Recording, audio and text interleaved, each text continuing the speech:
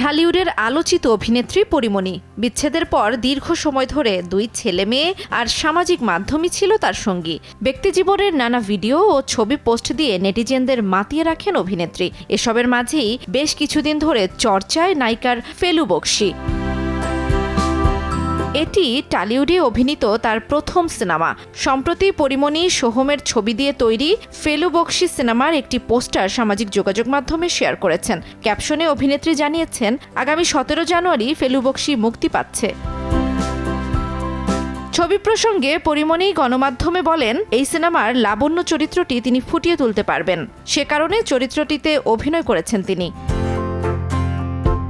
নির্মাতা দেবরাজ সিনহার ফেলু বকশীতে পরীর বিপরীতে আছেন অভিনেতা সোহম চক্রবর্তী। থ্রিলার ঘরানার এই ছবিতে আরও অভিনয় করেছেন অভিনেত্রী মধুমিতা সরকার, সৃজিত আয়ুষ্মান সরকার সহ অনেকে।